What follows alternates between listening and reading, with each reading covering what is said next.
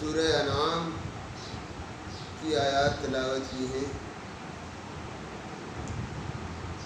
سورہ انعام مکی صورت ہے اور اس صورت کی ایک خصوصیت یہ بھی ہے کہ یہ کافی بڑی صورت ہے اور اکٹھی نازل ہوئی۔ اس کی بہت کم آیتیں ہیں جو بعد میں نازل ہوئی، بیشتر صورت یہ مکہ میں اکٹھی نازل ہوئی اور فرشتوں کی بہت بڑی جماعت کی حفاظت میں اللہ کے رسول صلی اللہ علیہ وسلم پر اس کا نزول ہوا۔ مفسرین نے لکھا ہے کہ توحید کی تعلیمات، توحید کے دلائل اور توحید کی سب باتیں، توحید کے متعلق اقسام احکام اور مشرک قوموں سے خطاب، ان کے شرک کا رد اور ان کو تاریخ اور ہسٹری سے عبرت دلانا اور قیامت کے واقعات، یہ صورت میں بہت تفصیل سے بیان ہوا ہے۔ توحید کا مضمون بہت مؤثر پیرائے میں اس صورت میں ذکر کیا گیا۔ الحمدللہ الذی خلق السماوات والارض، صورت کا آغاز ہوتا ہے تمام تعریفیں اس اللہ کے لیے ہیں جس نے تخلیق کیا، جس نے پیدا کیا، جس نے وجود بخشا آسمانوں کو اور زمین کو۔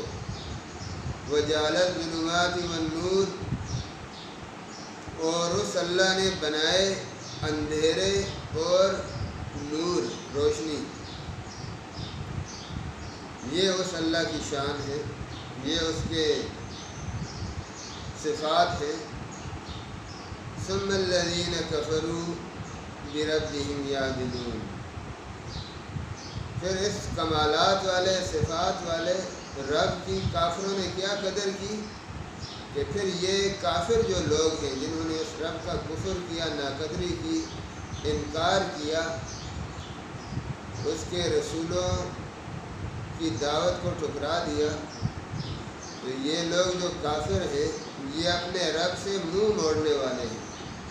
اس بڑے رب، اس عظیم رب سے وہ انحراف کرتے ہیں۔ جو رب خالق ہے، سب چیزوں کا پیدا کنندہ ہے، انسان سمیت ساری کائنات کا، اور کائنات میں روشنی اور تاریکی کا نظام جو چل رہا ہے، دن آتی ہے، دن آتا ہے، رات جاتی ہے، رات آتی ہے، دن جاتا ہے، اور اس سے زمانے کو وجود ملتا ہے، اور زمانے میں قوموں کو وجود ملتا ہے، چیزوں کو وجود ملتا ہے، پھر فنا ہوتی ہے۔ تو یہ جو زمان اور مکان کا، اسپیس اور ٹائم کا پورا سسٹم اس اللہ نے تخلیق اور ڈیزائن کیا ہے، تو اس رب کی کیا شان ہے، بڑی شان والا ہے، بڑی تعریفوں والا ہے، اور اتنی بڑی کائناتی سلسلے کو وجود میں لانے والا یہ رب اپنی ذات میں محمود ہے، تعریفوں کے لائق ہے۔ کوئی اس کی تعریف کرے یا نہ کرے، اس کے یہ کمالات ہیں۔ اگر کافر اس سے انحراف کرتے ہیں، منہ موڑتے ہیں، تو اس کی تعریفوں میں، اس کے کمالات میں، اس اللہ کی شان میں، اس کے صفات میں کوئی کمی نہیں آتی۔ الحمدللہ سے شروع کر کے بتا دیا کہ حمد اور تعریف یہ تو اس کی ذاتی صفت ہے، کوئی اس کو مانے یا ساری دنیا اس کا انکار کرے، وہ ہے ہی تعریفوں والا، سارے کمالات اور خوبیوں والا، صفات والا، شان والا۔ اس مؤثر پیرائے میں اللہ کی عظمت اور تعریف اور حمد سے سورت کا آغاز ہوا، اور اللہ کی حمد دو چیزوں کے ساتھ بیان کی کہ اس کی حمد اور تعریف کیوں نہ ہو، وہ تعریف والا کیوں نہ ہو۔ اس کے تعریف کا ایک مظاہرہ تو یہ دیکھیں کہ اس نے زمین، آسمان، سارے آسمانوں کو 7 آسمانوں کو جمع کے صیغہ لایا ہے، اور دوسری جگہوں میں قرآن نے واضح کیا ہے 7 آسمان اللہ نے بنائے ہیں، تو ان سب آسمانوں کو اور زمین کو اس نے پیدا کیا اور روشنی کو اور تاریکیوں کو پیدا کیا۔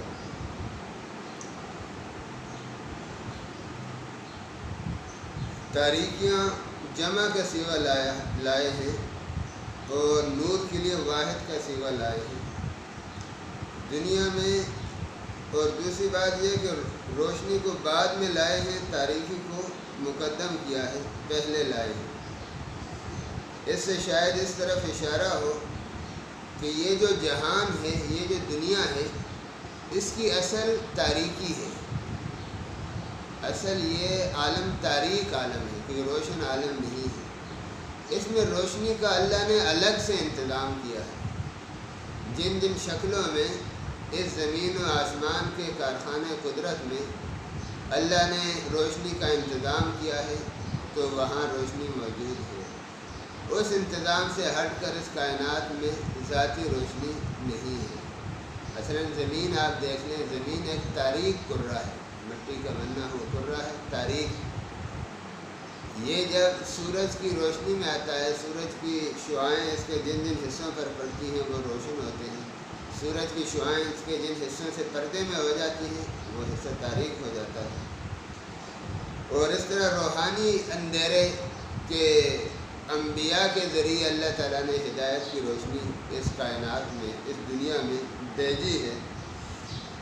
یہ انبیاء کی روشنی کو مائنس کریں، نکال دیں، تو انسان بڑی تاریکیوں میں ہے۔ مذاہب کی تاریکیاں، عقیدوں کی تاریکیاں، اخلاقیات کی تاریکیاں، عادات کی تاریکیاں، رسوم و رواج کی تاریکیاں، کلچر اور تمدن کی تاریکیاں، بہت سی تاریکیوں میں انسانیت گھری ہوتی ہے۔ اور جمع کے سیغے سے یہ گویا کہ اشارہ ہے کہ نور تو ایک ہی ہے۔ انبیاء جو شریعتیں لاتی ہیں وہ بنیادی طور پر ایک ہی روشنی ہوتی ہے۔ حضرت آدم سے لے کر حضور تک ایک ہی روشنی کے مظاہرے تھے جو مختلف زمانوں میں مختلف انبیاء کے ذریعے ہوئے، جبکہ تاریکیاں جو ہیں یہ قسم قسم کی ہیں۔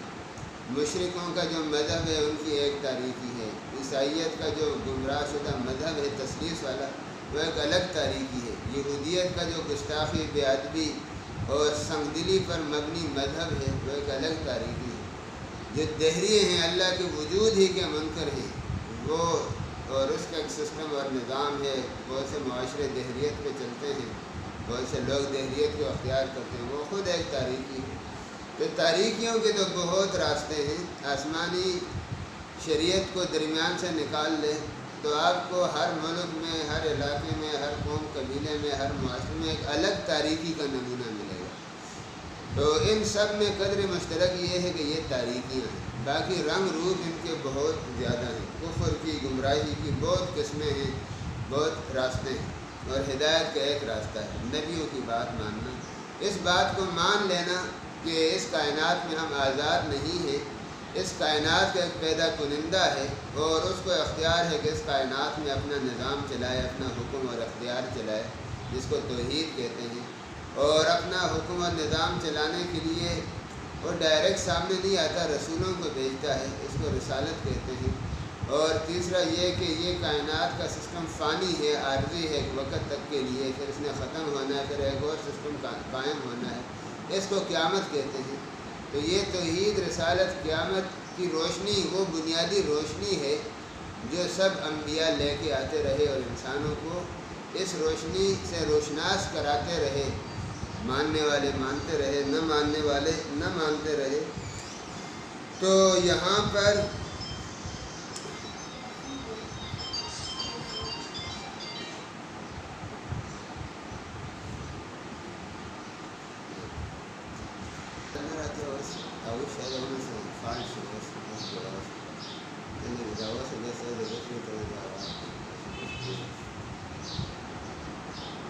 کچھ بھی ہو جائے اس وقت سے پہلے وہ نہیں مرتا، اور جب وہ وقت آ جائے تو بچاؤ کا کتنا سامان بھی کر لے تب بھی وہ بچ نہیں سکتا۔ تو دیکھیں، ایک آیت میں کائنات کی تخلیق کا ذکر کیا اور دوسری آیت میں انسان کی تخلیق کا ذکر کیا۔ صوفیاء نے لکھا ہے کہ انسان خود اپنی ذات میں ایک چھوٹی کائنات ہے۔ انسان اپنی ذات میں خود ایک چھوٹی کائنات ہے۔ صوفیہ کی کتابوں میں اور بعض مفسرین کے ہاں بھی آپ کو یہ تعبیرات ملیں گی کہ وہ کائنات کو عالم کبیر کہتے ہیں، عالم کبیر یا عالم اکبر یعنی بڑا جہان، اور انسان کو عالم اصغر کہتے ہیں، عالم صغیر یا عالم اصغر یعنی چھوٹا جہان۔ تو انسان اپنی ذات میں خود ایک چھوٹا سا جہان ہے، ایک چھوٹا سا عالم ہے، ایک چھوٹی کائنات ہے۔ اور محققین نے خود انسان کی اور کائنات کی آپس میں مماثلتیں بھی دکھائی ہیں کہ مثلا کائنات میں زمین میں پہاڑ ہیں اور پانی ہے اور اونچائی نچائی ہے، سخت زمین ہے، نرم زمین ہے، نباتات اگتے ہیں۔ تو اس طرح انسان میں مثلا ہڈیاں ہیں، یہ پہاڑوں، چٹانوں، پتھروں کی جگہ پر ہیں، اور انسان کے جسم پر بال اگتے ہیں، یہ زمین کے نباتات، جمادات، نباتات کے اناج کے لیول پر ہیں، اور انسان کے جسم میں پانی کی بڑی مقدار ہے، یہ زمین پر دنیا میں جو پانی کا سلسلہ ہے اس کے لیول پر ہے۔ اس طرح اور بہت سی مماثلتیں دکھائی ہیں۔ تو یہ انسان خود اس طرح اللہ نے اس کو ڈیزائن کیا ہے کہ اس کو ایک چھوٹا سا سیمپل اور نمونہ بنا دیا بڑی کائنات کا۔ تو کائنات کی تخلیق کا ذکر کیا اور اس کے بعد انسان کی تخلیق کا ذکر کیا۔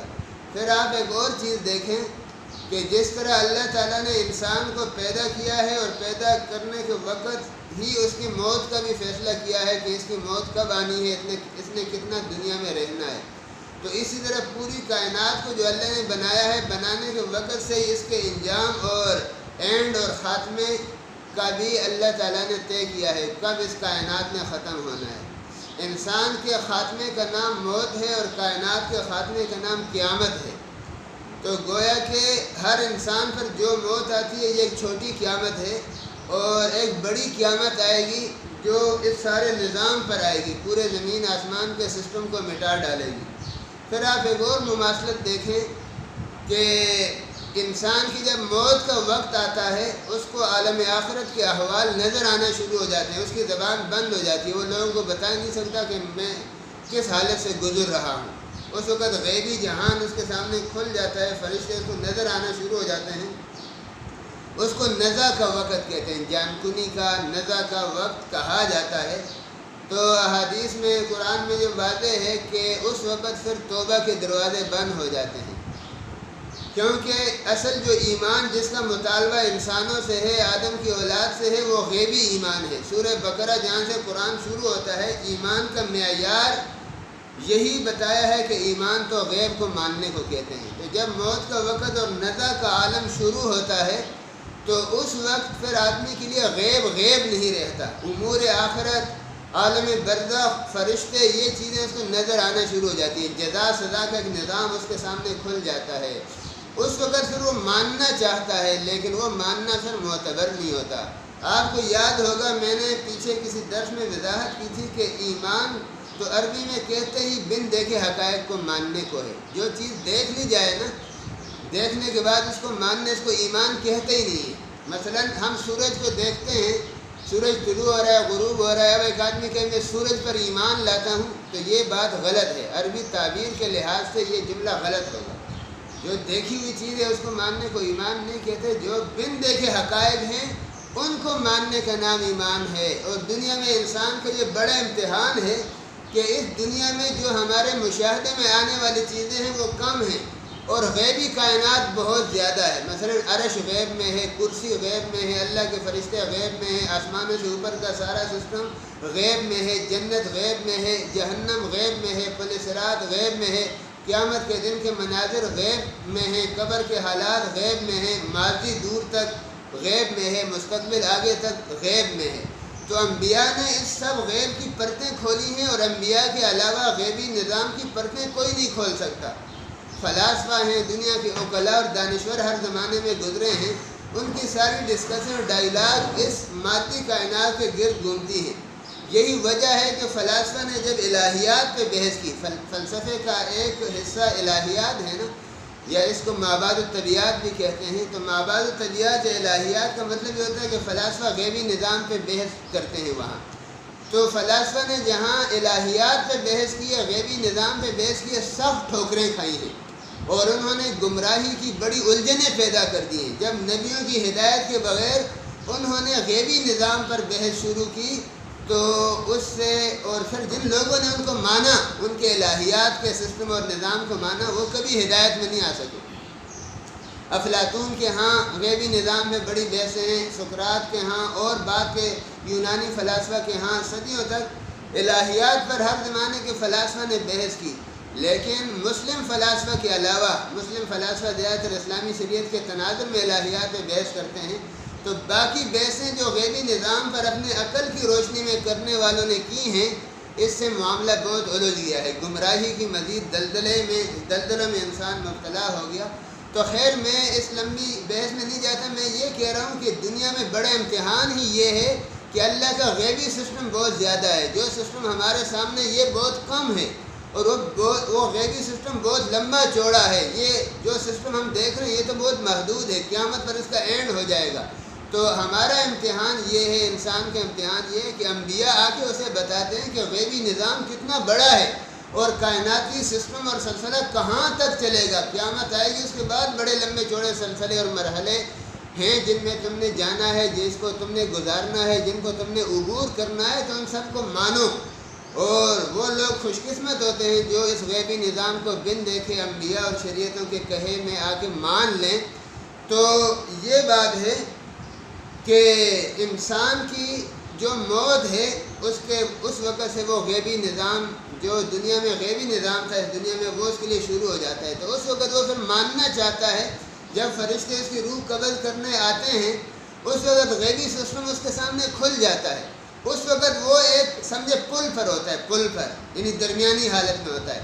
اس طرف دنیا ہوتی ہے، اس طرف آخرت ہوتا ہے۔ ادھر نظر کرتا ہے وہ دنیا میں ہے، کیونکہ ابھی مرا نہیں ہے اور جان جسم سے نکلنا شروع ہو گئی ہے۔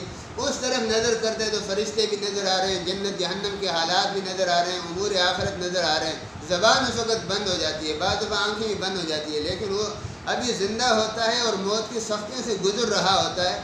تو اس وقت پھر وہ ماننا چاہتا ہے، لیکن وہ ماننا معتبر نہیں، کیونکہ اب غیب اس کے لیے غیب نہیں رہا۔ تو ہر انسان کی ایک قیامت ہے جو اس کی موت ہے۔ اس طرح اس پورے کائنات کی بھی ایک موت ہے۔ تو میں آپ کو بتا رہا تھا کہ انسان کی موت میں جو عالم صغیر ہے اور کائنات کی موت میں ایک مماثلت ہے کہ انسان کے موت کے وقت بھی جب اس پر امور آخرت نظر آنا شروع ہو جاتے ہیں تو توبہ کے دروازے بند ہو جاتے ہیں۔ اسی طرح اس کائنات کی جب موت کا وقت آئے گا، کائنات کی جو موت کا وقت آئے گا، یعنی اس کی قیامت کا وقت قریب آ جائے گا، تو اس کا آغاز سورج کے مغرب سے طلوع ہونے سے ہوگا۔ قرآن میں ہے سورج کے مغرب سے طلوع ہونے کا، اور احادیث میں ہے۔ تو سورج جب مغرب سے طلوع ہوگا اس وقت توبہ کے دروازے بند ہو جائیں گے۔ گویا کہ سورج کا مغرب سے طلوع ہونا وہ کائنات کے جان کنی کا نزع کا وقت شروع ہونا ہے۔ انسان کے نزع کا وقت 1 گھنٹہ، 2 گھنٹے، 10 گھنٹے، 20 گھنٹے ہوتے ہیں، تو اس کائنات کے نزع کا وقت زیادہ ہوگا۔ ہمارے علماء عقائد میں بعض نے لکھا ہے، ان کا اندازہ ہے یا ان کا مکاشفہ ہے، جو بھی آپ سمجھ لیں، انہوں نے اندازہ لگایا ہے کہ جب سورج مغرب سے طلوع ہوگا، جس سے قیامت کے آثار شروع ہوں گے اور اس کائنات کی موت کا آغاز ہوگا، نزع کا عالم شروع ہوگا، تو اس وقت سے لے کر حضرت اسرافیل کے سور پھونکنے تک لگ بھگ 100 سال کا عرصہ ہوگا۔ یعنی کائنات اپنے نزع کے وقت میں بھی 100 سال گزار دے گی، اور اس وقت پھر جو نسلیں ہوں گی، جو لوگ ہوں گے نا، اس کے بعد اس سورج کے مغرب سے طلوع ہونے کے پہلے جو کافر تھا، اب سورج مغرب سے طلوع ہونے کے بعد وہ مومن ہونا چاہے گا تو وہ مومن نہیں ہو سکے گا، کیونکہ سورج کے مغرب سے طلوع ہونے پر یہ بات واضح ہو جائے گی کہ اس کائنات کے بعد ایک اور سسٹم ہے اور اب قیامت کی طرف دنیا جا رہی ہے اور اب اللہ کے سامنے پیشی ہے۔ اس وقت پھر کافر ماننا چاہیں گے، لیکن حدیث میں یہ بات واضح کر دی گئی ہے کہ سورج کے مغرب سے طلوع ہونے کے بعد توبہ کے دروازے بند ہو جائیں گے، یعنی جو کافر ہے اس کی کفر سے توبہ اب معتبر نہیں ہوگی، اور جو بدعمل ہے، مسلمان ہے لیکن بدعمل ہے، نماز نہیں پڑھتا، روزہ نہیں رکھتا، یا جائز ناجائز کی پابندیاں نہیں کرتا، تو اب سورج مغرب سے طلوع ہوگا تو اس کو عبرت ہو جائے گی، وہ توبہ کرنا چاہے گا۔ نماز پہلے نہیں پڑھتا تھا، پڑھتا ہی نہیں تھا، پڑھنا شروع کرتا ہے تو اس کی نماز اب قبول نہیں ہوگی۔ روزہ نہیں رکھتا تھا، اب رکھنا چاہے گا تو قبول نہیں ہوگا۔ حرام زندگی گزارتا تھا اب حلال میں آنا چاہتا ہے تو قبول نہیں ہوگی۔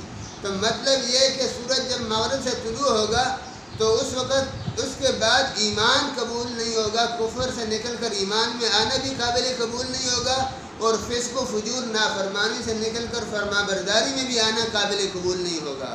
اور جو پہلے سے مومن تھے اور نیک عمل تھے ان کا ایمان ان کے نیک اعمال اس کے بعد بھی قبول ہوتے رہیں گے۔ تو دیکھیں یہ انسان اپنی ذات میں ایک چھوٹا جہان ہے، چھوٹا عالم ہے، عالم کبیر، عالم صغیر ہے، اور یہ کائنات ایک عالم کبیر ہے، اور ان دونوں میں بڑی مماثلتیں ہیں، اور دونوں کی زندگی کا دورانیہ مقرر ہے۔ ہر انسان کی زندگی کا دورانیہ بھی مقرر ہے، پورے اس کائنات کے زندگی کا دورانیہ بھی مقرر ہے، اور وہ وقت آئے گا جب یہ زمین تہس نہس ہو جائے گی، ستارے جڑ جائیں گے، آسمان ٹوٹ پھوٹ جائے گا، سمندر ابل پڑیں گے، اور اس کائنات پہ قیامت آ جائے گی۔ پھر اس کے بعد اللہ ایک اور کائنات بنائیں گے، وہاں انسان جزا و سزا کے حشر نشر کے مراحل سے گزرے گا، پھر اللہ تعالیٰ نیا سسٹم بنائیں گے۔ یہ کتنی ایڈوانس تعلیمات ہیں انبیاء کی۔ سائنسدان اور جو دانشور آج اپنے آپ کو روشن خیال کہتے ہیں اور زمین آسمان کے کلاوے ملاتے رہتے ہیں اور ہم کہتے ہیں ہم نے یہ ریسرچ کر لی، وہ ریسرچ کر لی، اور خواب تم نے ریسرچ کی ہے، تمہیں تو پتہ ہی نہیں ہے تمہارے ساتھ کیا ہونا ہے۔ قیامت کو تم مانتے نہیں ہو، قیامت کے وقت ساری زمین، سارے کائنات کا نظام ٹوٹ جائے گا، اور پھر اللہ تعالیٰ نئے سرے سے پھر نظام پیدا کرے گا۔ یہ بات تم مانتے ہی نہیں ہو۔ تم تو اس بات کو بھی نہیں مانتے کہ یہ سورج یا یہ چیزیں اس طرح کبھی ختم ہو جائیں گی، یا ختم ہو کے پھر یہ دوبارہ بن جائیں گی۔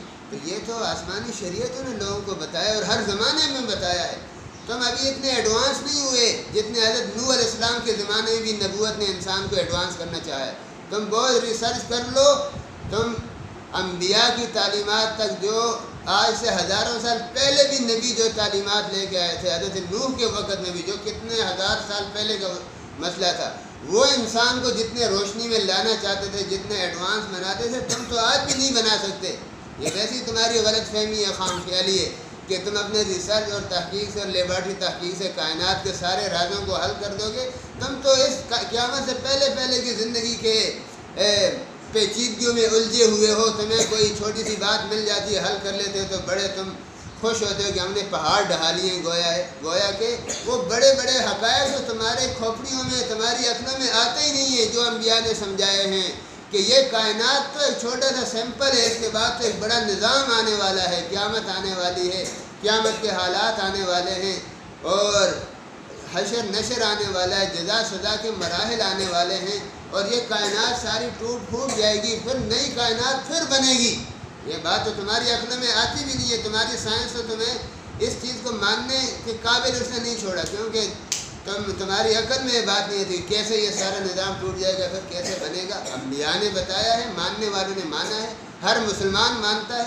اس لیے تو میں آپ سے عرض کرتا ہوں کہ ایک مسلمان جو موچی بھی ہو نا، ان پڑھ بھی ہو، جو قیامت کو مانتا ہے، اللہ رسول کو مانتا ہے، وہ مغربی جو دہری سائنسدان اور اسکالر ہیں، جو قیامت کے منکر ہیں، شریعتوں کے منکر ہیں، وحی کے منکر ہیں، روحانیت کے منکر ہیں، ان سے زیادہ خوش قسمت اور زیادہ روشنی میں وہ ان پڑھ مسلمان جو اللہ رسول کی ہر بات کی تصدیق کرتا ہے، اور ہر مسلمان کرتا ہے، تو وہ بڑے سے بڑے دہری سائنسدان سے زیادہ روشنی میں اور خوش قسمتی میں ہے۔ وہ سائنسدان جگ مارتا ہے، ساری زندگی اپنے عقل سے کائنات کے معموں کو سلجھانا چاہتا ہے۔ کائنات کے معاملے بھائیوں انبیاء کے بغیر نہیں سلجھتے۔ کائنات کو بنانے والے نے اس کائنات کو اتنا بڑا بنایا ہے کہ انسان کی عقل بہت چھوٹی ہے، انسان کی عقل کی رینج میں اس کا پورا سسٹم نہیں آتا۔ یہ انبیاء ہیں جو آ کے بتاتے ہیں کہ یہ مشاہدے میں تم اپنے عقل کے زور پر اس دیکھی ہوئی کائنات کو سلجھا دو گے نا، لیکن غیبی کائنات تو بہت زیادہ ہے۔ اس غیبی کائنات میں تو عقل اندھی ہے، عقل تو وہاں پرواز کر ہی نہیں سکتی، عقل تو وہاں جا ہی نہیں سکتی، وہ تو انبیاء ہی آ کے بتا سکتے ہیں۔ تو بہرحال دیکھیں ترتیب کتنی پیاری ہے۔ اللہ تعالیٰ کی توحید کا ذکر ہو رہا ہے کہ سب تعریفیں اس اللہ کی ہیں۔ کیوں اس کے لیے سب تعریفیں؟ اس لیے کہ وہ ایسا باکمال اللہ ہے، ایسی باکمال ہستی ہے کہ اس نے زمین آسمان کو اور اس کے پورے نظام کو بنایا ہے، پورے عالم کبیر کو بنایا ہے، اور اس لیے بھی کہ اس نے عالم صغیر کو، انسانوں تمہیں بھی اس نے بنایا ہے، اور تمہاری زندگی کے لمٹ اور دورانیے مقرر کیے ہیں۔ اور اے ظالموں، پھر تم انتم تمترون، پھر تم اسی موت میں، اسی قیامت کے بارے میں، اسی اللہ کے بارے میں شک کرتے ہو۔ اللہ اکبر! اتنے تم گئے گزرے ہو جاتے ہو، اتنے اندھیروں میں تم پھنس کے رہ جاتے ہو کہ جس اللہ کی صفات کائنات کے ذرے ذرے میں پھیلی ہوئی ہیں، ہر ذرہ گواہی دے رہا ہے کہ میرا کوئی پیدا کرنے والا ہے، سورج گواہی دے رہا ہے کہ میرا اتنا منظم سسٹم ایک بنانے والے نے بنایا ہے، میں خود بخود نہیں بنا، تو اس ذات سے تم انکار کرتے ہو۔ تمہارے وجود میں اس کے دلائل موجود ہیں، تمہارے وجود کا ایک ایک حصہ، ایک ایک عضو، تمہارے گردے، پھیپھڑے اور دل کا دوران خون کا نظام، تمہاری آنکھوں کے دیکھنے کا نظام چیخ چیخ کے کہہ رہا ہے کہ ایک بڑی کاریگر ذات ہے جس نے ہمیں منظم کیا ہے اور ڈیزائن کیا اور بنایا ہے، پھر بھی یہ ظالم تم اس رب کا انکار کر بیٹھتے ہو، کتنی زیادتی۔ ثم انتم تمترون، پھر اے لوگو تم اسی رب کا انکار کرتے ہو، اسی رب کے بارے میں شک کرتے ہو۔ انبیاء سمجھا سمجھا کے تھک جاتے ہیں، دعوت دے دے کے تھک جاتے ہیں، دلائل کھول کھول کے بیان کر کر کے تھک جاتے ہیں، لیکن نہ ماننے والے نہیں مانتے۔ شک کے مریض اپنے شک کے مرض سے نہیں نکلتے، وہم کے مریض اپنے وہم کے مرض سے نہیں نکلتے۔ مشرک قومیں وہمی ہوتی ہیں، یہ بات آپ ذہن میں رکھیں، وہ بڑی وہمی ہوتی ہیں، انبیاء کی تعلیمات ان کو ہضم نہیں ہوتی، انبیاء بہت ایڈوانس باتیں کرتے ہیں۔ اس کی ایسی مثال ہے نا، جیسے ایک بچہ پیدا ہوتا ہے، وہ چھوٹا ہوتا ہے، اس کا معدہ بہت کمزور ہوتا ہے، اس وقت اللہ تعالیٰ نے اس کے لیے خاص لیکوڈ غذا ماں کے دودھ کی شکل میں رکھی ہے، ماں کے دودھ کی شکل میں اللہ تعالیٰ نے اس کی غذا رکھی ہے، کیونکہ اس کا معدہ وہی ہضم کر سکتا ہے۔ اس 1 مہینے کے بچے کو، 10 دن کے بچے کو اگر ہم بھینس کا دودھ پلائیں نا تو اس کا معدہ خراب ہو جائے گا، اس کو موشن لگ جائیں گے۔ اس کو اگر ہم کوئی سخت غذا کھلائیں گے اس کا معدہ قبول نہیں کرے گا۔ تو وہمی کہ جو مشرک معاشرے ہوتے ہیں نا، ان کی نفسیات، ان کی عقل، ان کا علم بہت کمزور ہوتا ہے۔ انبیاء اتنی بڑی بات کرتے ہیں کہ وہ ان کو ہضم نہیں ہوتی ہے، حیران پریشان ہو جاتے ہیں۔ لیکن امتحان یہی ہے کہ آنکھ بند کر کے انبیاء کی بات مانو، آگے پھر روشنی روشنی ہے، ساری چیزیں کھل جائیں گی۔ تو انبیاء سمجھاتے ہیں، لیکن وہمیوں میں، جہالت کے مریض، اندھیروں کے مسافر، مشرکانہ سوسائٹیوں میں رہنے کے عادی، محسوسات اور مادیات میں الجھے ہوئے لوگ، ان کو ان کی وہ روحانی حقائق والی باتیں، غیبی نظام والی باتیں، جنت جہنم والی باتیں، عرش کرسی والی باتیں، فرشتوں والی باتیں ان کو سمجھ ہی نہیں آتی۔ فرمایا ثم انتم تمترون، پھر اے لوگو تم شک کرنے لگتے ہو، مانتے نہیں ہو۔ وَهُوَ اللَّهُ فِي السَّمَاوَاتِ وَفِي الْأَرْضِ، اور وہ اللہ تو ایسا ہے کہ وہی آسمانوں کا بھی اللہ ہے، وہی زمین کا بھی اللہ ہے۔ اللہ اکبر۔ یہ اندھیر نگری نہیں ہے، یہ کائنات کوئی اندھیر نگری نہیں ہے جہاں جنگل کا قانون ہو، جہاں چوپٹ راج ہو۔ دنیا میں جو نااہل حکومت ہوتی ہے نا، جہاں کوئی متمدن سسٹم نہیں ہوتا،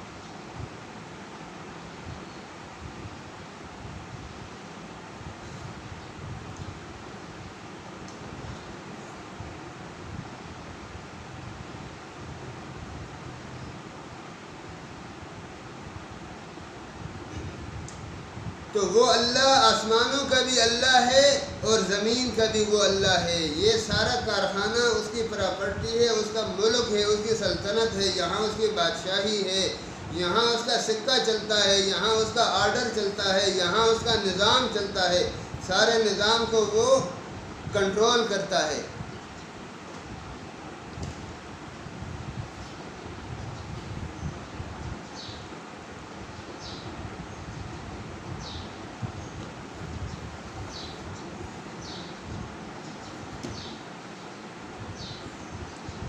تو یہ اس اللہ کی شان ہے، یعلم سرکم و جہرکم، اور اس اللہ تعالیٰ کا عمل دخل کائنات میں، اپنے سسٹم میں، اپنے نظام میں، اپنی مخلوقات میں اتنا زیادہ ہے کہ لوگوں وہ اللہ تمہارے پوشیدہ رازوں کو بھی جانتے ہیں، تمہارے چھپے حالوں کو بھی جانتے ہیں، تمہارے دلوں کے اندر کے ارادوں کو بھی جانتے ہیں، تمہارے خفیہ منصوبوں کو بھی جانتے ہیں، تمہارے راز و نیاز کی باتوں کو بھی جانتے ہیں، تمہاری شخصیت کے کمزور پہلوؤں کو بھی جانتے ہیں جو تم دنیا کے سامنے نہیں لاتے۔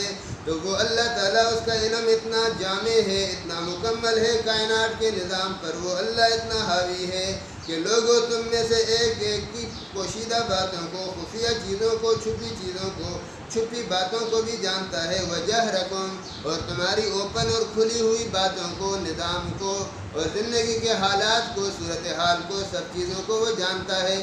کوئی چھپی اور کھلی بات اس پر ڈکی چھپی نہیں ہے، ہر کھلی بات بھی اس پہ کھلی ہے، ہر چھپی بات بھی اس پہ کھلی ہے، کچھ اس میں ڈکا چھپا نہیں۔ جبکہ دنیا میں کوئی حکومت، کوئی سلطنت، کوئی اسٹیٹ، کوئی ریاست کتنی ایڈوانس ہو چکی ہو، کتنی ترقی یافتہ ہو چکی ہو، ان کے پاس کوئی ایسا کیمرہ آج تک نہیں آیا، کوئی ایسا سسٹم نہیں آیا کہ وہ انسان کے چھپے حالوں پہ بھی واقف ہو سکیں۔ حکومتیں گلیوں کوچوں کے، بازاروں کے، آبادیوں کے مجرموں کو تو پکڑ لیتی ہیں، لیکن جو چھپ کے جرائم کرتے ہیں ان پہ دنیا کی حکومتیں بے بس ہو جاتی ہیں۔ ان کا ڈیٹا حکومتوں کے پاس نہیں ہوتا، ان کے جرائم کا ریکارڈ نہیں ہوتا، اور وہ عرصے تک جرائم کرتے ہیں جب تک وہ اوپن ہو کے کھل کے سامنے نہ آ جائیں، اس وقت تک ان کی چھپی باتیں کھلتی نہیں ہیں۔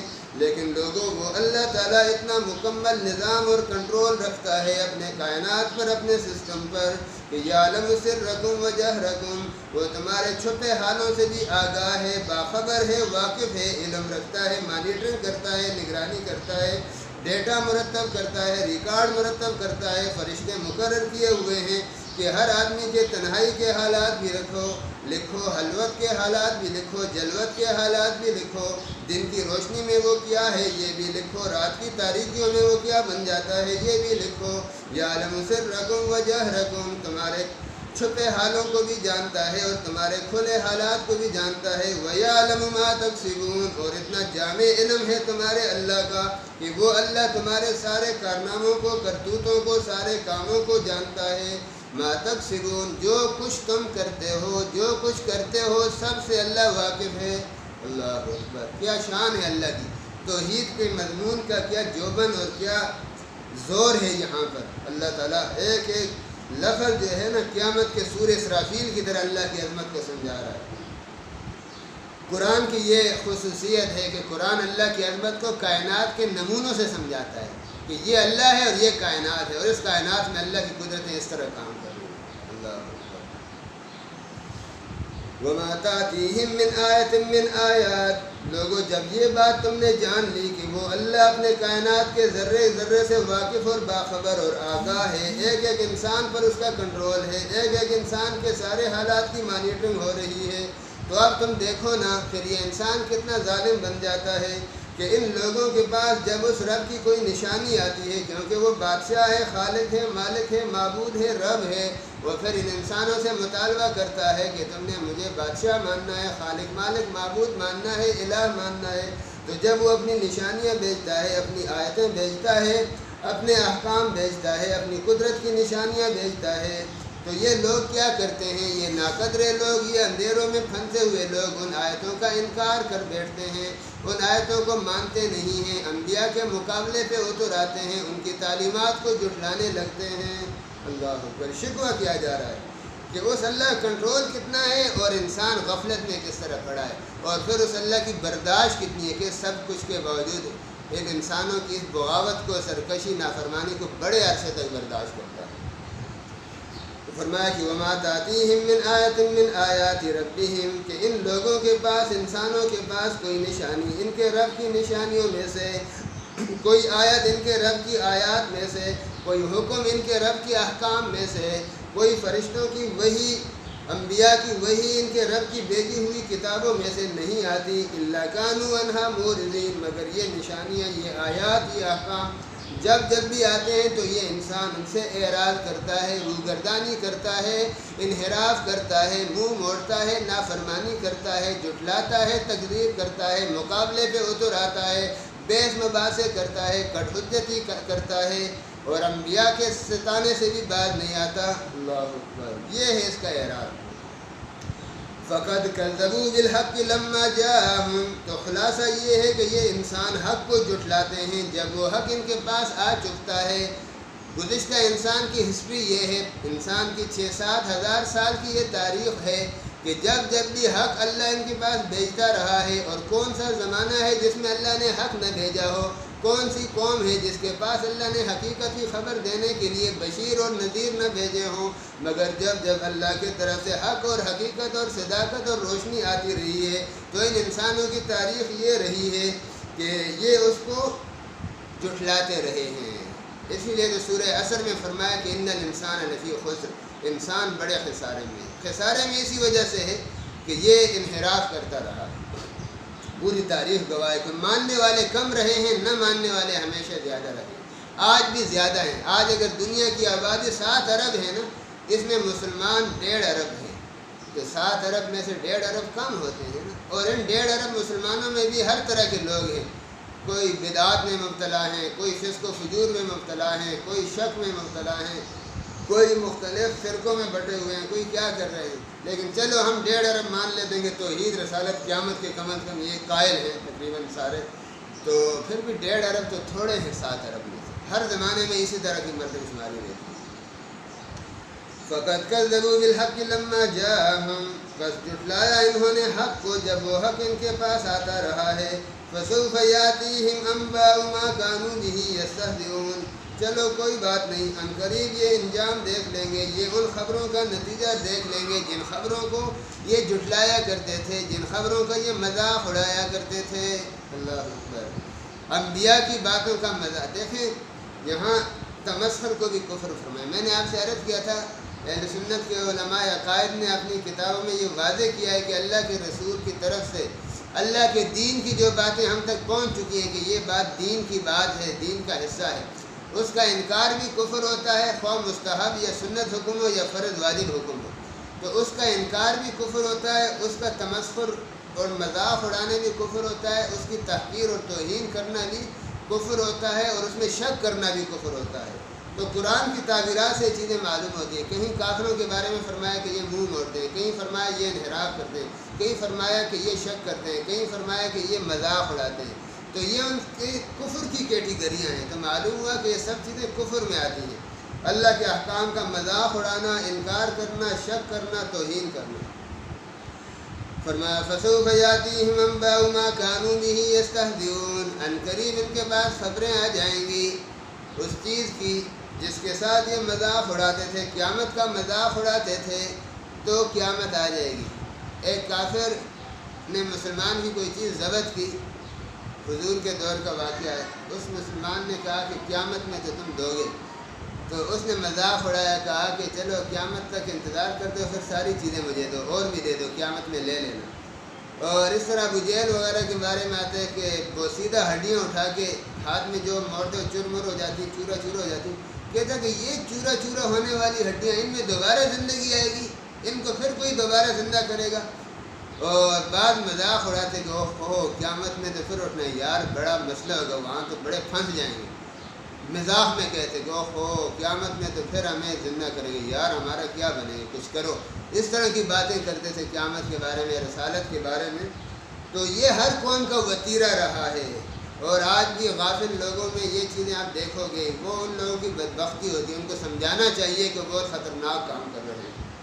فسوف یاتیہم انباء ما كانوا به یستہزئون، عنقریب ان لوگوں کے پاس وہ خبریں آ جائیں گی، یعنی ان خبروں کا نتیجہ اور رزلٹ آ جائے گا جو خبریں غیب کی انبیاء بتاتے تھے، وہ کھل کے سامنے آ جائے گی، جن کے ساتھ یہ مذاق اڑاتے تھے۔ الم یروا کما اہلکنا من قبلہم من قرن، اب قرآن مجید عبرت کے لیے پچھلے قوموں کی ہسٹری اور تاریخ کھولتا ہے۔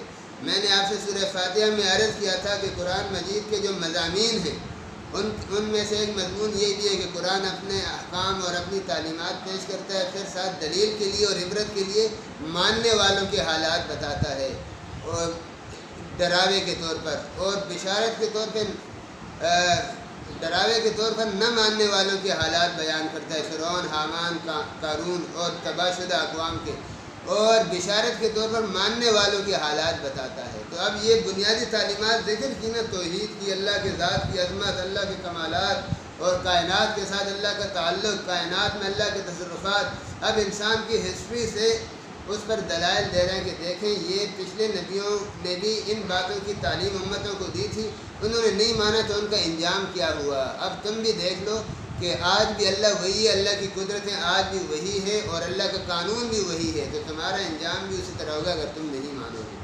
اور جنہوں نے مانا ان کو کیا اچھا نتیجہ ملا ہے، تو آج بھی ماننے والوں کو اسی طرح کا اچھا نتیجہ ملے گا۔ تو اب انسان کی ہسٹری کے پرتیں کھول رہے ہیں۔ أَلَمْ يَرَوْا كَمَا أَهْلَكْنَا مِنْ قَبْلِهِمْ مِنْ قَرْنٍ مَكَّنَّاهُمْ فِي الْأَرْضِ، کیا یہ موجودہ منکر، یہ موجودہ کافر قومیں دیکھتی نہیں ہیں، سوچتی نہیں ہیں، اور کیا یہ اپنی تاریخ میں غور نہیں کرتی، تاریخ کا یہ مطالعہ بھی کرتی ہیں؟ ان کو پتہ ہے ماضی کے قوموں کے حالات سینہ بسینہ بھی نسل در نسل منتقل ہوتے ہیں، پھر ان قوموں کے کھنڈرات بھی ادھر ادھر موجود ہیں، ان پر سے یہ گزرتے ہیں، تو ان پر تو اچھی طرح واضح ہے کہ پچھلی قوموں کا کیا عروج اور زوال کا سلسلہ رہا ہے۔ تو اب یہاں اسی ان کے علم کو، جو ماضی کے متعلق، تاریخ کے متعلق ان کا علم تھا، اس کی وجہ سے ان کو متوجہ کیا جا رہا ہے کہ اس علم سے تم نے کیا سیکھا ہے، کیا عبرت حاصل کی۔ أَلَمْ يَرَوْا كَمَا أَهْلَكْنَا، کیا یہ لوگ دیکھتے نہیں ہیں کہ کتنی ہی پیس ڈالی ہیں، تباہ کر ڈالی ہیں، اجاڑ ڈالی ہے، برباد کر ڈالی ہیں ان موجودہ کافروں سے پہلے ہم نے قرن، قومیں، نسلیں، کتنی نسلیں ہم نے اجاڑ ڈالی ہیں، کتنی قومیں ہم نے برباد کر ڈالی ہیں، کیسا کیسا عروج کا ان کا زمانہ تھا، پھر کیسے کیسے وہ عذابوں کے اور مختلف حالات کے شکار ہو کے پیوند زمین ہو گئے، ان کا نام و نشان مٹ گیا ہے۔ تو ان مکہ کے مشرکوں کو بھی، یہود النصارہ کو بھی پتہ ہے ماضی کی ہسٹری کا، کیا کیا قومیں گزری ہیں اور کیا کیا عروج زوال کے ادوار انہوں نے دیکھے ہیں۔ تو قوموں کے عروج زوال میں ان کے لیے کوئی سبق نہیں ہے، یہ عروج زوال جو ان پہ آیا تھا تو ان پہ نہیں آئے گا۔ یہ اگر آج عروج میں ہے تو جس طرح پچھلے ایک وقت عروج میں تھے پھر زوال کے شکار ہوئے، تو آج یہ عروج والے جو اپنے عروج میں مست ہو کر، مگن ہو کر انبیاء کی دعوت کو ٹھکراتے ہیں، یہ بھی زوال کے شکار ہوں گے۔ کتنی ہی ہم نے ہلاک کر ڈالی، اجاڑ ڈالی ہیں، برباد کر ڈالی ہیں، پیس ڈالی ہیں ان سے پہلے قوموں کی قومیں، نسلوں کی نسلیں۔ قرن، قرآن مجید نے یہاں قرن کا لفظ استعمال کیا، اور قرن کا لفظ ماضی کی قوموں کے لیے قرآن نے بہت استعمال کیا ہے۔ اس کی جمع قرون بھی قرآن نے استعمال کی اور قرن بھی استعمال کیا ہے، اور حدیث میں بھی قرن کا لفظ استعمال ہوا ہے۔ مثلا مشہور حدیث ہے جو جمعہ کے دن خطبے میں پڑھی جاتی ہے کہ خیر القرون قرنی ثم الذین یلونہم ثم الذین یلونہم، کہ بہترین زمانہ میرا زمانہ ہے، پھر ان لوگوں کا زمانہ ہے جو میرے زمانے سے ملے ہوئے ہیں، پھر ان کا زمانہ ہے جو اس سے ملے ہوئے ہیں۔ تو ان تین زمانوں کو اللہ کے رسول نے خیر کا زمانہ فرمایا۔ اس میں پہلا زمانہ جو حضور کا زمانہ، یہ تو صحابہ کا زمانہ ہو گیا، کیونکہ صحابہ حضور کے دور میں تھے، حضور کی زندگی کے ساتھ ہی صحابیت ملتی تھی، اور جو ان سے ملا ہوا تھا وہ تابعین کا زمانہ تھا، جو صحابہ کے شاگرد تھے، ان کی اولادیں تھیں، ان کے متبع تھے، اور پھر ان سے ملا ہوا تبع تابعین کا زمانہ تھا۔ تو ان تین زمانوں کو عمدہ زمانہ، خیر کا زمانہ اللہ کے رسول نے فرمایا۔ تو علماء نے اس پر بحث کی ہے کہ یہ قرن کیا ہوتا ہے۔ اس میں بہت سے اقوال ہیں، لیکن ایک قول جو بہت سمجھ میں آتا ہے اور بہت سو نے لیا بھی ہے کہ قرن 100 سال کے عرصے کو کہتے ہیں۔ اس 100 سال کے عرصے میں دنیا میں جو آبادی ہوتی ہے نا، وہ ایک قرن کہلاتی ہے۔ مثلا 20ویں صدی ہے، 19ویں صدی ہے، یا چاند کے لحاظ سے 14ویں صدی ہے، 13ویں صدی ہے، تو ایک صدی میں دنیا کا جو نظام ہوتا ہے، اس وقت جو دنیا کی قومیں ہوتی ہیں وہ ایک قرن ہو گئی، کیونکہ انسان عام طور پہ 100 سال بعد دنیا میں وہ لوگ نہیں ہوتے جو 100 سال پہلے تھے۔ 60-70 سال عمریں عام طور پہ ہوتی ہیں۔ حضور نے فرمایا کہ میری امت کی عمریں 60 اور 70 کے درمیان ہوگی۔ اس میں سے پھر آٹے میں سے نمک کے برابر کوئی 80 سال، کوئی 90 سال، کوئی 100 سال تک پہنچ جاتا ہے۔ آٹے میں نمک کے برابر ہوتے ہیں جو پھر 90 سال، 95 سال، 100 سال کو کراس 100 سال تک پہنچ جاتے ہیں۔ اور 100 سال کو کراس کرنا یہ تو کوئی کر لے تو اس کا تو اخباروں میں اور میڈیا پہ نام آ جاتا ہے، تو تاریخ میں اس کا نام آ جاتا ہے کہ فلاں کی عمر 100 سال سے زیادہ تھی۔ تو عام طور پہ جو انسانوں کی اکثریت ہے نا، وہ 100 سال کے اندر ہی گزر جاتی ہے۔ حضور کی ایک حدیث سے بھی اس کی طرف اشارہ ملتا ہے کہ ایک صحابی سے حضور نے فرمایا کہ تم ایک قرن زندہ رہو گے، اور پھر وہ حضور کے بعد جب فوت ہوئے تو ان کی عمر 100 سال تھی۔ تو اس طرح جو ہے اس سے یہ معلوم ہوتا ہے کہ 1 صدی کا جو زمانہ ہے اس میں دنیا میں پوری ایک نسل آ کے ختم ہو جاتی ہے. یعنی 100 سال آج ایک آدمی زندہ ہے نا، آج دنیا میں جو لوگ موجود ہیں 7 ارب انسان ہیں، تو یہ 7 ارب انسان 100 سال پہلے نہیں تھے. آج سے 100 سال پہلے جو لوگ تھے وہ ان 7 ارب کے علاوہ تھے، اور آج سے 100 سال بعد بھی یہ 7 ارب لوگ نہیں ہوں گے، اور لوگ ہوں گے. ان 7 ارب میں سے اگر 500-700 یا 5-7 ہزار لوگ 100 سال بعد بھی زندہ رہے نا، تو وہ تو کسی شمار کردار میں نہیں ہے. 7 ارب میں سے 5-7 ہزار تو کوئی بڑی مقدار نہیں ہے نا. تو اس لیے ایک قرن گویا کہ 100 سال کا جو زمانہ ہے وہ زمانہ، اور اس زمانے میں جتنے انسان ہوتے ہیں وہ ایک قرن بن گیا. تو اللہ تعالیٰ نے یہاں یہ لفظ استعمال فرمایا کہ یہ کافر دیکھتے نہیں کہ ان سے پہلے کتنی قرنیں تھیں، یعنی کتنے زمانوں میں کتنی قومیں گزری ہیں جو آئیں اور دنیا پہ چھا گئیں. عروج کے بڑے دن دیکھے، دنیا میں بڑے کر و فر ٹھاٹ باٹ کے ساتھ رہے. وہ فرعون تھا میخوں والا، بڑے ٹھاٹ باٹ والا، وہ قوم عاد تھی، وہ قوم ہود تھی. کیا کیا قومیں گزری ہیں، بڑی زبردست، طاقتور، باجبروت، جبار، قہار، سمجھدار، عقل مند، ماہر، انجینئر، کن کن چیزوں میں کیا کیا مہارتیں تھیں. لیکن جب عقیدہ ان کے پاس نہیں تھا، توحید رسالت سے غافل تھی نا، تو یہ انجینئرنگ میں ان کی مہارت، یہ کاریگری، یہ فنکاری، یہ سمجھداری، یہ مہارت، یہ عقل مندی، یہ ترقیاں، یہ ٹھاٹ باٹ، کوئی چیز بھی کام نہیں آئی. سارے ٹھاٹ پڑے کے پڑے رہ گئے اور وہ پھر پکڑ میں آ گئے. تو یہ فرمایا کہ کتنی قومیں ان سے پہلے گزری ہیں، کتنی نسلیں گزری ہیں، کتنے زمانے گزرے ہیں. مکناہم فی الارض، کہ ماضی کے ان قرنوں کو، ان زمانے کے لوگوں کو، ان قوموں کو، قبیلوں کو ہم نے زمین میں حکومتیں دی. مکناہم، زمین میں ہم نے ان کو اختیارات دیے، زمین میں ہم نے ان کو مواقع دیے اور ترقی تک پہنچنے کے ساز و سامان دیے. یہ سارا معنی مکناہم میں آ گیا کہ زمین میں ہم نے ان کو تسلط دیا، کنٹرول دیا، اختیار دیا، وسائل دیے، حکومتیں دی. معلوم نمکن لکم، اور اے موجودہ لوگوں، ماضی کی قوموں کو ہم نے ایسی زمین میں حکومتیں اور طاقتیں دی کہ تمہیں بھی ویسے نہیں دی. اللہ اکبر. اس آیت سے معلوم ہوتا ہے، دیکھیں ہمیں انگریزوں نے اپنے دور میں یہ سمجھا دیا کہ بس انگریزوں سے پہلے تو دنیا بس بالکل بیکورڈ تھی، کچھ نہیں تھا.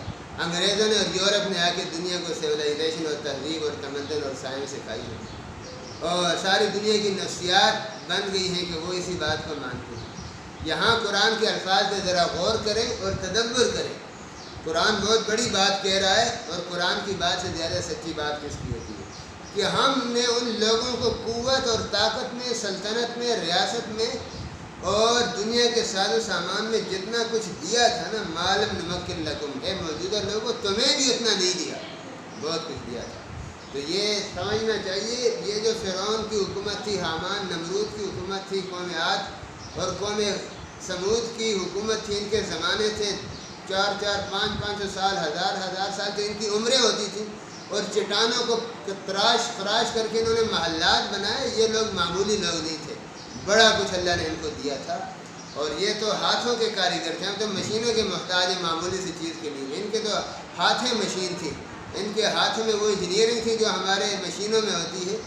تو ان کے بارے میں اللہ فرما رہا ہے کہ ان لوگوں کو ہم نے زمین میں اتنا کچھ دیا، اتنا تسلط دیا، اتنا قابو دیا، اور زمین میں اتنی ہم نے ان کو وسائل دیے کہ تمہیں بھی نہیں دیے.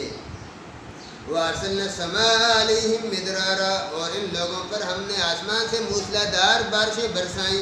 یعنی کھیتی باڑیاں، زراعت میں یہ انتہائی ایڈوانس ہو گئے، ترقیاں کی.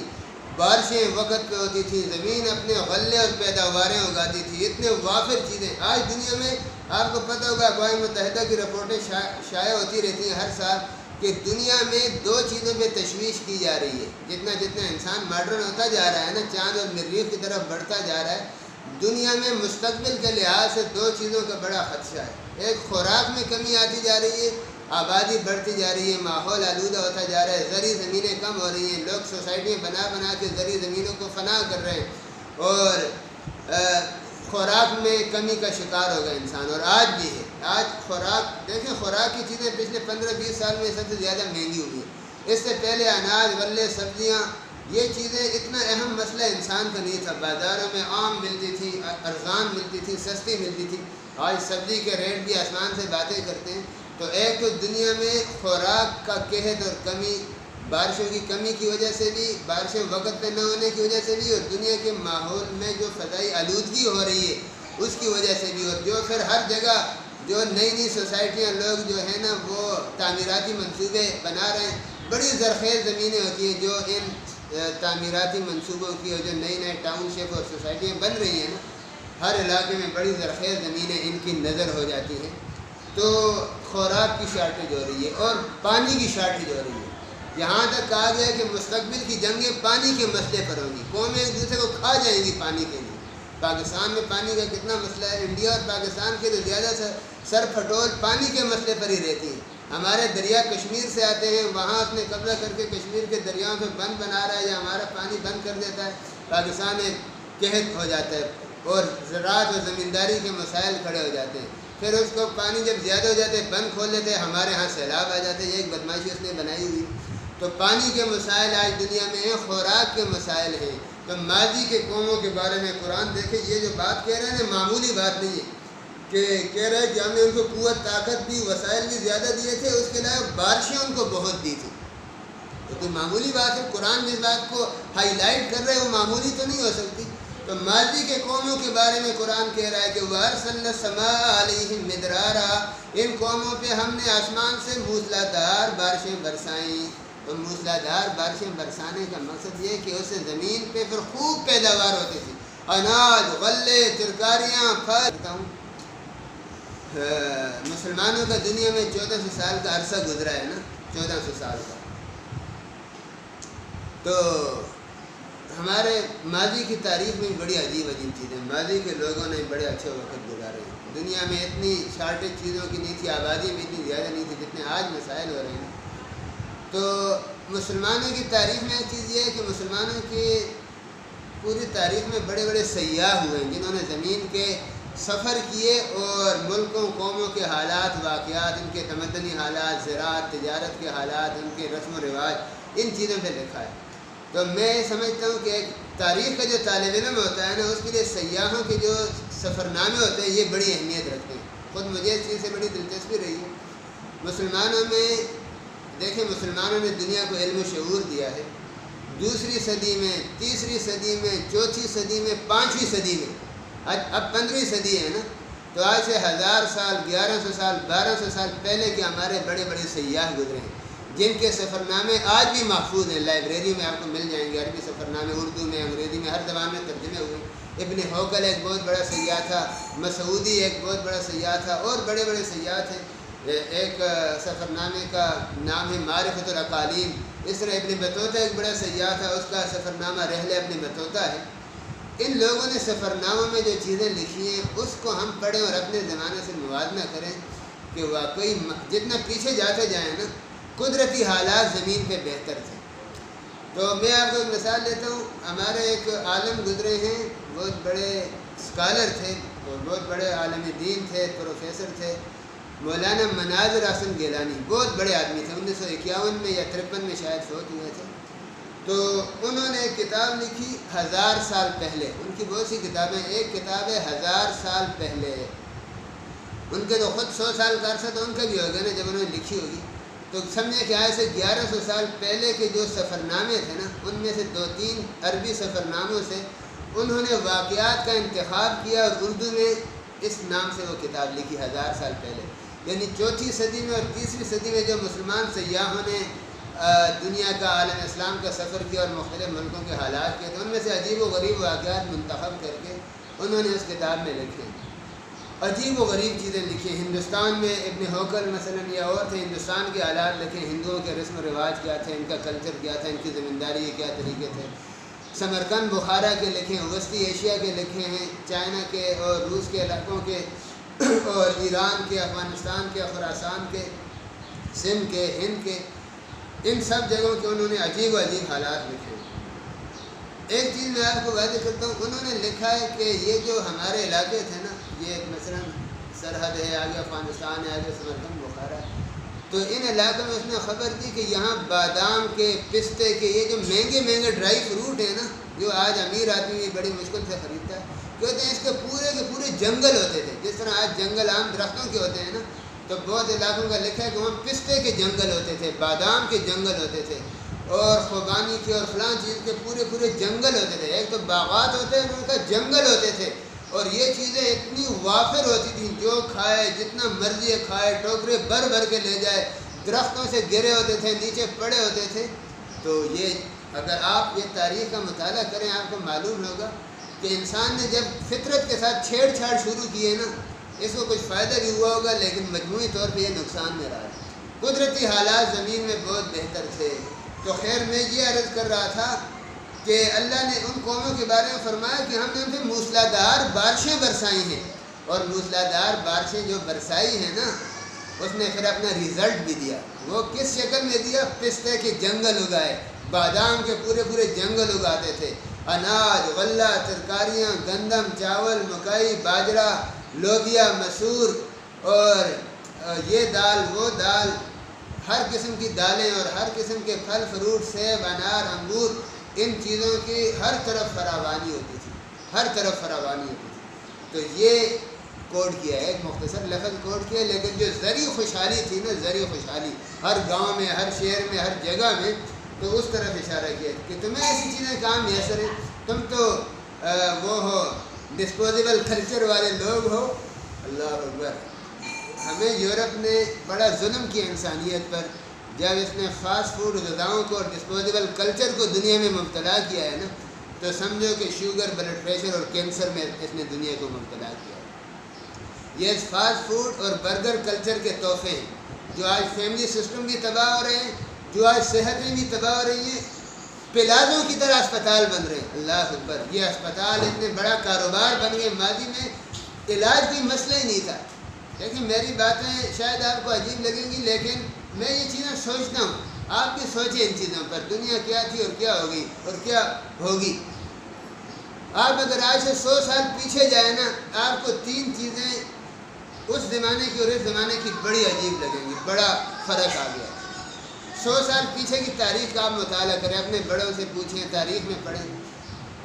100 سال پیچھے تک جو دنیا تھی، ہزاروں سال سے جو چلی آ رہی تھی، اس میں ایک تعلیم کوئی مسئلہ نہیں تھا، فری تعلیم تھی، ہر جگہ تھی، ہر گھر مدرسہ تھا، ہر گھر کی مائیں، دادیاں، نانیاں جو ہیں نا، وہ معلم اور ٹیچر تھیں، وہ جو تعلیم دیتی تھی نا، میں کہتا ہوں کہ دنیا کی بڑی سے بڑی یونیورسٹی اس طرح کی تربیت اور تعلیم نہیں مل سکی، جو وہ دادی اور نانی اپنے گھروں میں تعلیم دیتی تھی نا، اور جو نسل وہاں سے گھروں کی یونیورسٹی سے، ماں کی گود سے نکل کے باہر آتی تھی، وہ جتنی ایجوکیٹر ہوتی تھی اور جتنی تعلیم یافتہ ہوتی تھی، ہم ڈگری زدہ لوگ اس کا تصور نہیں کر سکتے۔ ہماری تعلیم تو تجارت پہ مبنی ہے نا، کئی لاکھ لگتے ہیں، پھر ہم ڈگری لیتے ہیں، ڈگری تک، اور جعلی ڈگریوں کے لیے کاروبار دنیا میں چلا ہوا ہے۔ تو تعلیم کوئی مسئلہ نہیں تھا۔ ایک بات، آج تعلیم بہت بڑا مسئلہ ہے، ہر والدین کے لیے، امیر ہے یا غریب ہے، تعلیم کا سوچتے نا دانتوں کو پسینہ آ جاتا ہے کہ کتنا بجٹ اس پہ ہمارا خرچ ہوگا، کتنی آمدنی خرچ ہوگی، اس کے لیے پھر ہمیں جو ہے نا سیکنڈ ٹائم ملازمتیں بھی کرنی پڑتی ہیں یہ خرچے پورے کرنے کے لیے، اور گھر کے ہر فرد کو پھر کچھ نہ کچھ کمانا پڑتا ہے، ورنہ یہ خرچے پورے نہیں ہوتے۔ تعلیم آج ایک بڑی مہنگی چیز ہو گئی۔ علاج ماضی میں کوئی مسئلہ نہیں تھا، علاج گھر گھر میں ایسے ٹونے ٹوٹکے تھے، ایسے سادہ طریقے تھے کہ ہر گھر میں علاج کا نظام ان کے کچن میں موجود ہوتا تھا۔ یہ میں گپ نہیں مار رہا، ان کا باورچی خانہ، ان کا دواخانہ بھی ہوتا تھا، اور ان لوگوں نے اپنے کچن کو اس طرح سسٹمائز کیا تھا کہ ان کے مرچ مسالے، کھانے پینے کی چیزیں ایسی تھیں کہ وہ خود دوائی کے بھی کام دیتے تھے۔ آج بھی یہ جو ہمارے گرم مسالے ہیں نا، یہ دنیا کے وکلاء نے ترتیب دیے تھے سارن کے لیے، یہ اپنی ذات میں دوائی بھی ہے، بہترین دوائیوں میں چیزیں پڑتی ہیں، دار چینی ہو، لونگ ہو، دھنیا ہو یا پودینہ ہو یا اور مسالے ہو، الائچی ہو، تو یہ ساری چیزیں۔ تو تعلیم کوئی مسئلہ نہیں تھا، علاج کوئی مسئلہ نہیں تھا، اور اس کے علاوہ سلطنت، حکومت کا نظام چلانا، انتظام چلانا کوئی مسئلہ نہیں تھا، سادہ سسٹم تھا۔ آج یہ تینوں چیزیں دنیا کا سب سے بڑا چیلنج ہے۔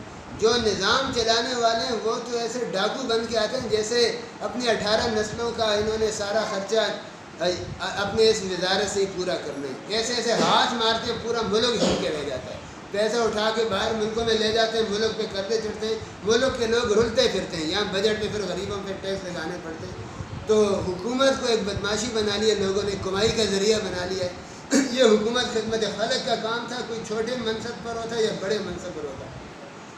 ہاں ظالم ظلم ہوتا تھا، لیکن یہ لوٹ مار جس طرح پچھلے 30-40 سال سے پاکستان میں شروع ہو گئی ہے نا، یہ چیز نہیں ہوتی تھی۔ اور علاج کوئی مسئلہ نہیں ہوتا تھا، تعلیم کوئی مسئلہ نہیں ہوتا تھا۔ آج سب سے کامیاب بزنس علاج ہے۔